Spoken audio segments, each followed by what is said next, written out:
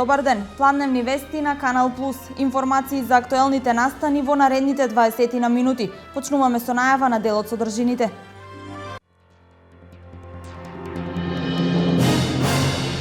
Шефовите на дипломатиите на Европската Унија денес во Брисел ја анализираат кризата со мигрантите. За ова прашање на високо ниво се дискутира и во Прага и во Луксембург.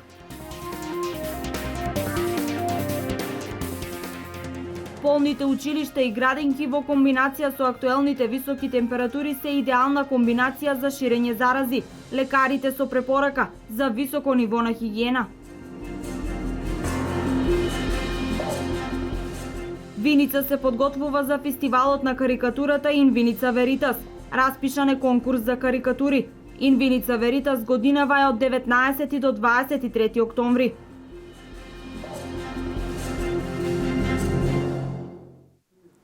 Оваа училишна година започна со тропски температури. Ова е голем ризик фактор за ширење на зарази, предупредуваат епидемиолозите. Засега во регионот нема евидентиран зголемен број на пациенти со заразни заболувања, но за да остане состојбата таква, потребно е високо ниво на хигиена во училиштата.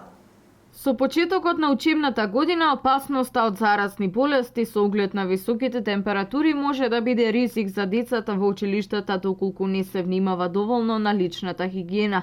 Секој дете треба да знае дека одржувањето на хигиената може да спречи зарази од повеќе заболувања.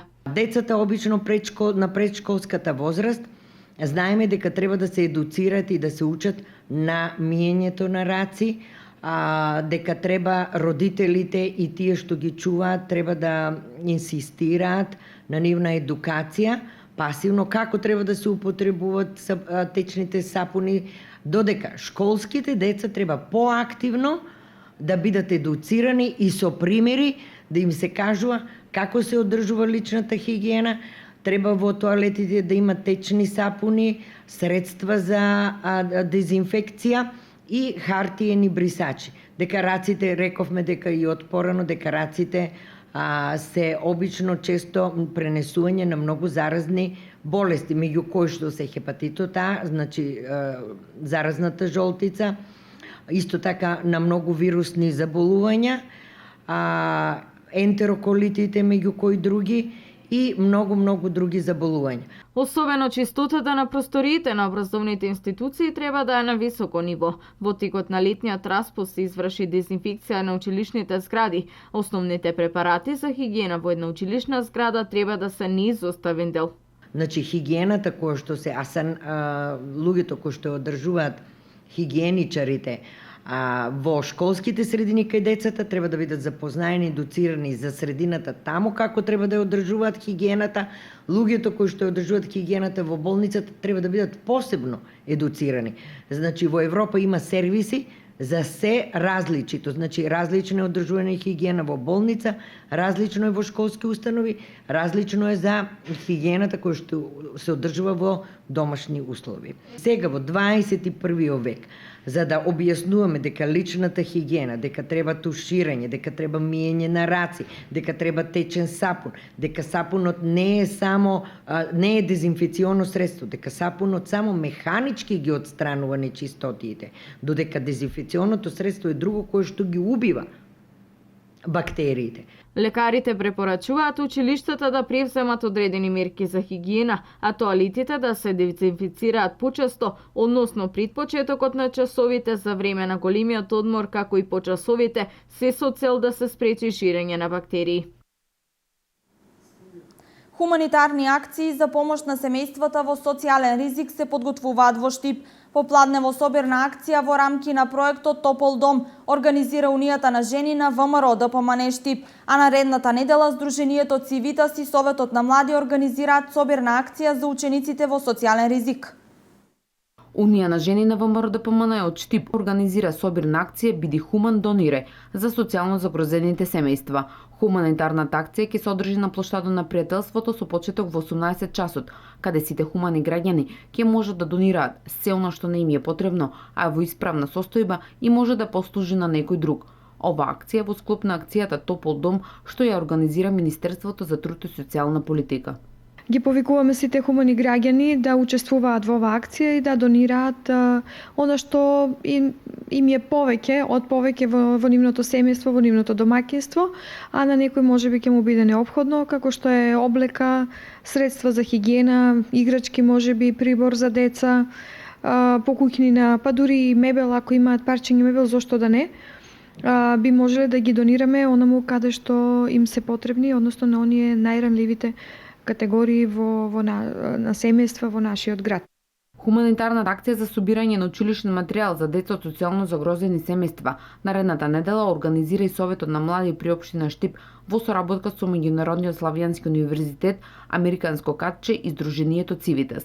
Да ги повикам сите хумани луѓе да дојдат и да донираат било каков материјал од училишен прибор, како што се моливи пенкала и слично, кои што подоцна ќе бидат дадени на оние кои што најмногу им требаат. Совет на млади заедно со Славјанскиот универзитет, заедно со Сдруженијето Цивитас, со Американското катче и со помош на Црвениот крст ќе има штанд кој што ќе биде од 15 до 17 часот на 10.9.2015 година на малото плоштадче спротив објектот Нама.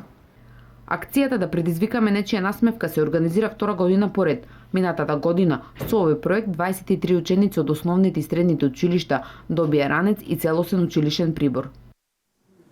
Ги гледате вестите на Канал Плюс. Продолжуваме со актуелните случувања во државата. Докази кои се стекнати противзаконски, ниту кај нас, ниту во светската судска пракса не се валидни докази.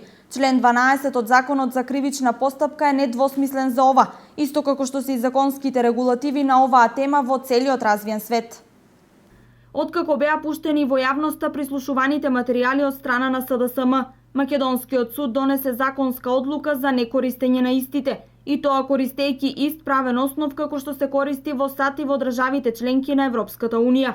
Во врска со оваа тема, експертите се едногласни и цврсто стојат на ставот дека нема земја во светот каде нелегално прибавени материјали би биле доказ на суд. Сега тргнувајќи од она што ние го имаме во Република Македонија како законска легислатива, знаете дека извори на правото се законите, некаде во некои земји и судската пракса, тоа право е на судот да утврди дали некои докази може да се користат во кривичната постапка или не, дали се законски или незаконско обезбедени.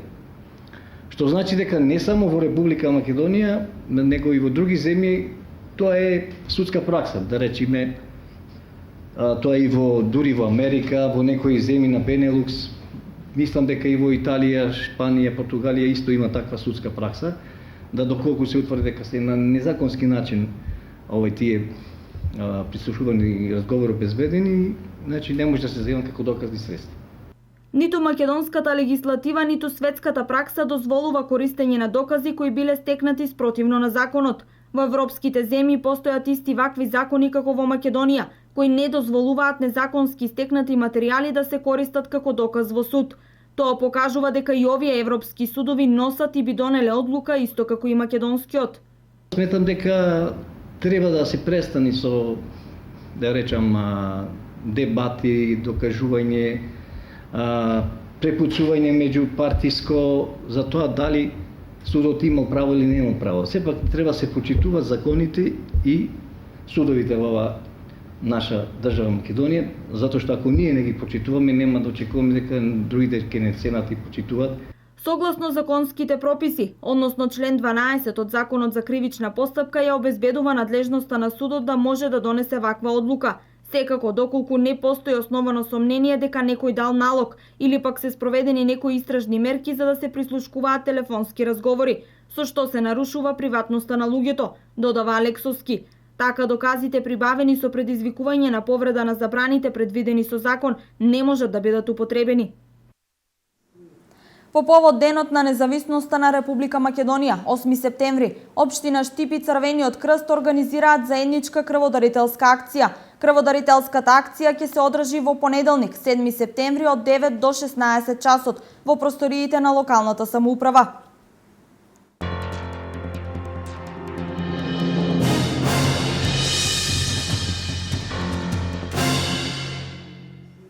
Моментално промоција на книгата Како ги заработив првите пари има во Виница.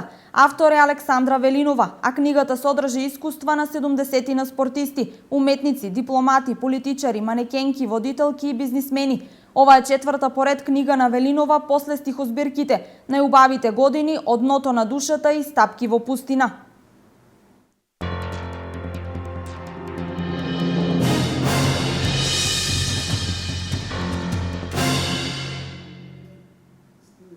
Распишан е меѓународен конкурс за карикатури на фестивалот Инвиница Веритас. Домот на културата Тоша Арсов Виница очекува карикатури од цел свет да бидат дел од овој традиционален реномиран фестивал на карикатури кој годинава ќе се одржи од 19 до 23 октомври. Во пресрет на предстојниот 7ми фестивал на хумор и сатира Инвиница Веритас, Домот на културата Ацо Шопов Виница го распиша меѓународниот конкурс за карикатура на тема Светот е мал. Според условите на конкурсот, еден автор може да учествува со најмногу 3 карикатури, кои можат да се достават по електронски пат или мејл. Големината на карикатурите треба да биде во А4 формат, резолуција 300 пиксели во боја или црно-бели. Како што ни информираше директорот на Домот на културата Славко Данев, наградите ќе бидат во висина од 300, 200 и 100 евра. Конкурсот трае до 2 октомври, а прогласувањето на најдобрите ќе биде на отворањето на фестивалот, кој ќе се одржи од 19 до 23 октомври. Жирито кој ќе одлучува за изборот на карикатурите ќе биде во интернационален состав: Саша Димитриевиќ, карикатурист од Србија, Ивајло Цветков од Бугарија и Блаже Докуле од Македонија. Инаку и за ова издание на фестивалот Инвиница Веритас се најавува богата програма со звучни актерски имиња, работилници со карикатури и промоција на нови дела од познати афористичари.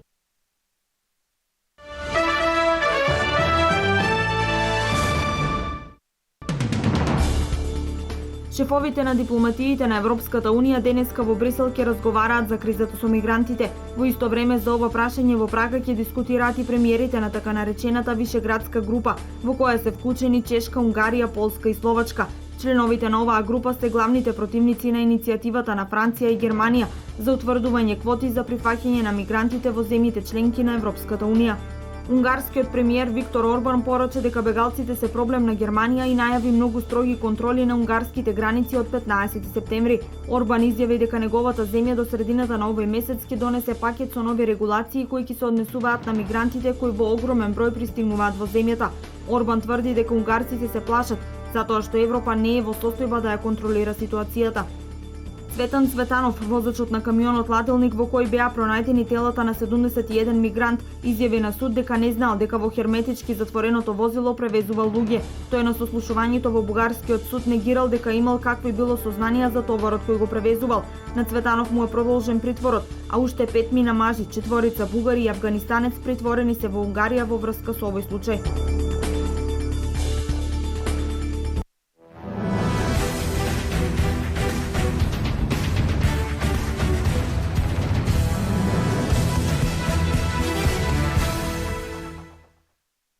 Во недела со почеток во 16:30 третолигашите го играат второто првенствено коло во рамки на есенскиот дел од третата македонска фудбалска лига Исток. Дербито на колото се игра во Делчево, каде домашниот тим на Брегалница Голаб ќе го пречека тимот на Беласица. По двете победи кои што ги забележаа во првите кола, екипите на Брегалница и Беласица се очекува на градскиот стадион во Делчево да одиграат квалитетен натпревар кој ќе ги задоволи вкусовите на љубителите на фудбалот. Во рамки на второто коло интересен дуел се очекува и на натпреварот помеѓу екипите на Академија Пандев и Саса од Македонска Каменица. Новиот третолигаш го очекува тимот од Македонска Каменица кој во првото коло загуби, додека тимот на Академија Пандев убедлива победа оствари на гостувањето кај Штипски баби. Во останатите надпревари напредок Здраве Радово го пречекува тимот на Баби од Штип. Работник Џумајлија е домакин во дуелот со Плачковица. Овчеполе ќе ја пречека Слога 1934, додека во последниот надпревар силите ќе ги одмерат екипите на Карбинци и Осогово.